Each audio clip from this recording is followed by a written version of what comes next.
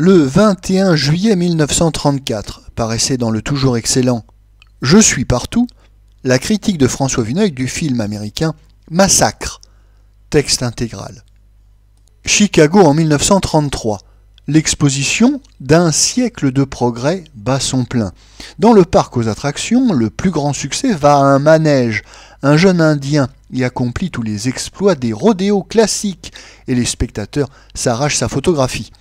Le numéro fini, le cavalier dans les coulisses arrache ses plumes et ses tresses noires. Ce n'est cependant pas un faux indien, mais un Sioux de pure race, un chef que l'on appelle Cheval Noir, parfaitement américanisé d'ailleurs. Il a étudié dans un collège, on lui a appris l'anglais et fait oublier toutes les coutumes ancestrales. Il ne comprend rien à l'enthousiasme d'une admiratrice qui suit la dernière mode intellectuelle et lui montre son musée indien. Le Sioux ne reconnaît aucun des objets rituels et pense que la jeune femme se moque de lui. Cependant, lorsqu'il apprend que son vieux père, le chef de la tribu, se meurt au fond d'une réserve du Far West, il n'hésite pas, rompt son engagement, saute dans sa torpedo. Passons sur les épisodes accessoires où s'empêtre à chaque instant la narration. L'essentiel du film, ce qui le rend assez curieux malgré de grossiers défauts, c'est un plaidoyer violent en faveur des derniers peaux-rouges, mené sur un ton inusité à Hollywood. Cheval Noir retrouve ses parents et ses amis dans une misère sordide, sur des terrains ingrats que les Américains leur ont parcimonieusement concédés, qu'ils leur reprennent chaque fois que meurt un chef de famille. Tout, pour les quelques fonctionnaires blancs gérant la réserve, est un motif de prévarication, de faux, d'exaction, même les funérailles de ces pauvres diables d'indigènes, que leurs héritiers ne peuvent porter en terre entre 4 planches de sapin et dans un méchant camion qu'après avoir versé quelques 1500 $. On a construit des hôpitaux, mais les médecins empochent les subventions et chassent les malades qui meurent comme des mouches dans leurs huttes. La moindre adjudication pour les routes, les points d'eau est l'objet de marchandages féroces, d'escroqueries, à la suite de quoi, bien entendu, aucun travail ne s'exécute. De vagues parodies de justice étouffent toutes les récriminations.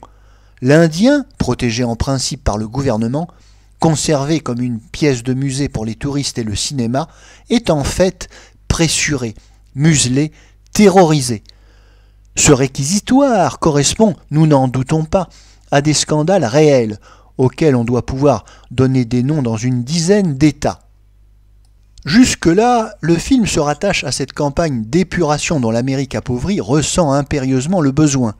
Mais voilà qui est un peu plus singulier, tranchant même sur cette exaltation romanesque de la vie primitive, qui a fourni à Hollywood une abondante et médiocre littérature, les Indiens sont défendus par les auteurs, non seulement dans leurs intérêts matériels, mais dans leurs mœurs et jusque dans leur religion. Le pasteur de la réserve lui-même est désapprouvé. Non pas que cet excellent révérend soit confondu avec les brigands blancs qui l'entourent, ou qu'il ressemble à Elmer Gantry, l'incroyable et cependant véridique marchand de dogmes, le charlatan du temple dont Sinclair Lewis nous raconta cocassement et férocement l'Odyssée. Mais quand le pasteur a dit sur le cercueil du vieux chef des prières que les assistants ne comprennent pas, Cheval Noir mande un prêtre de sa tribu, qui sait encore les rites ancestraux, et enterrera le défunt en vrai peau-rouge. 30 ans d'apostolat perdu, gémit le pasteur, mais on nous laisse clairement entendre qu'il devait en être finalement ainsi, que cela est légitime. Un homme qui connaît assez bien l'Amérique, M. Luc Durtin, nous rapportait dans son dernier livre, Frank et Marjorie, quelques observations analogues. Il nous montrait des étudiants spirituellement et matériellement désemparés, désarçonnés, en pleine crise économique et sociale, ballottés entre des doctrines et fuyant les cités où, comme le disait déjà Heine de l'Angleterre, ouvrez les guillemets, les machines se comportent comme des hommes et les hommes comme des machines, fermez les guillemets, pour aller étudier quelques villages indiens, admirer la pureté de leur artisanat, la noblesse et la sagesse de quelques chefs vénérables. C'est plus qu'une fantaisie d'intellectuel, puisque déjà le cinéma populaire s'en est emparé. Décidément, le puritanisme et les préjugés de race ne sont plus seuls à se partager le Nouveau Monde. Il faut toutefois noter que l'anglo-saxon fait, entre les hommes de couleur, des distinctions assez naturelles. Dans ce film appelé Massacre, on ne sait trop pourquoi, 2 ou 3 nègres apparaissent à seule fin d'être rossés et de nous rappeler que l'ancien esclave des troupeaux africains ne saurait être confondu avec le fier guerrier des prairies. Il y a aussi quelques 10 millions de Noirs menaçants et encombrants dans les États-Unis, tandis que la poignée des Indiens survivants est assez inoffensive pour avoir droit au respect ou à la pitié. Quoi qu'il en soit, le sujet méritait d'être traité sérieusement et sobrement, à la façon d'un documentaire. Le film eût pu devenir alors très beau et assez poignant. On a su éliminer, sans doute, tout ce qui aurait évoqué de trop près le peau rouge de Music Hall. Des 2 principaux héros Sioux, l'un, Richard Barthelmess, est un Irish American, l'autre, Anna Dvorak, une Tchèque. Ce sont là des conventions admises, sinon nécessaires. Mais le metteur en scène, en voyant quelques Indiens authentiques et des coiffures emplumées, s'est irrésistiblement laissé entraîner par le souvenir du vieux cinéma de cow-boys, avec quelques réminiscences des productions soviétiques. Cela fait la moitié du film.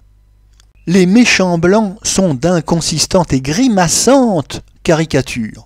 Cheval Noir, s'il finit par soumettre la condition de ses frères à un congrès de Washington, châtie d'abord les coquins de sa main. Ce ne sont que poursuites, coups de lasso, emprisonnement, évasion théâtrale. Mais la tradition de Tom Mix est bien révolue. Personne parmi les auteurs comme parmi les spectateurs ne peut retrouver l'ingénuité qu'elle réclamait.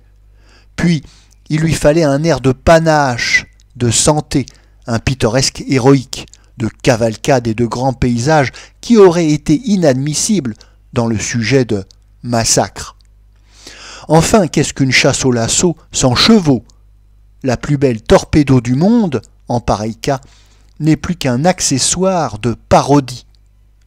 Les auteurs de Massacre, par souci de faire public, s'en sont tenus à un de ces compromis entre la fiction et la réalité qui ne pouvait qu'abattardir le film, le meubler d'invraisemblances choquantes et altérer même sa technique. L'essentiel, c'est-à-dire la vie exacte des Indiens dans les réserves, est escamoté. Assez curieux par l'état d'esprit que révèle son canevas, le spectacle en lui-même est le plus souvent désuet, mal conduit ou puéril.